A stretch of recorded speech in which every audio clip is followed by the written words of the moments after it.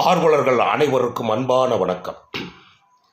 தமிழ் கூறும் நல்லுலகத்தின் நாட்காட்டியில் ஒரு நாள். இலக்கியத்திற்கும் இலக்கணத்திற்கும் இதய துடிப்பாய் ஒரு நாட்காட்டி இருக்குமேயானால் அதில் ஒரு நாள் டிசம்பர் 11. இந்த நாள் பெரும்பாலான தமிழர்களின் நினைவுகளில் இருந்து அகன்று போயிருக்கலாம். பணத்தை நோக்கி எல்லோரும் ஓடிக்கொண்டிருக்கும் பரபரப்பான சூழ்நிலையில் இந்த நாளை இதயத்தில் வைத்து கொண்டாடும் மனநிலையில் எவரும் இல்லை என்பதே வேதனைக்குரியது, வருத்தத்திற்குரியது, கவலைக்குரியது. இலக்கிய உலகில் நவீன கவிதைகளை ஈன்றெடுத்த நல்லதொரு தகப்பனார் நமது மகாகவி பாரதி பிறந்த தினம் டிசம்பர் 11. எவர் கற்பனைக்கும் எட்டாத வயதிலும் 7 வயதிலேயே துள்ளி விளையாடும் மனநிலையை தூக்கி எறிந்துவிட்டு பாட்டெழுதி நமக்கெல்லாம் பயம் காட்டிய பார்வோற்றும் பாரதி பிறந்த தினம் டிசம்பர் 11. சினங்கொண்ட வார்த்தைகளை கோர்த்து கவிதை படைத்த மகாகவி பாரதி பிறந்த தினம் டிசம்பர் 11.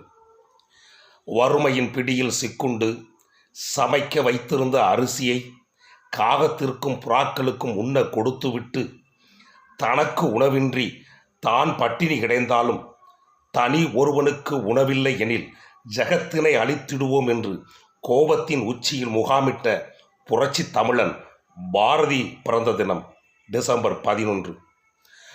ஆகவேதான் அந்த நாளில் மகாகவி பாரதியாரின் புகழை உடனொரு போருக்கு உரைத்து சொல்வதற்காக திண்டுக்கல் மாவட்டம் சானார்பட்டி அரசு மேல்நிலைப் பள்ளியைச் சார்ந்த 8ஆம் வகுப்பு மாணவ மாணவியர் ஒன்று திரண்டார்கள், கரம் கோர்த்தார்கள், கனவை நிஜமாக்கினார்கள்.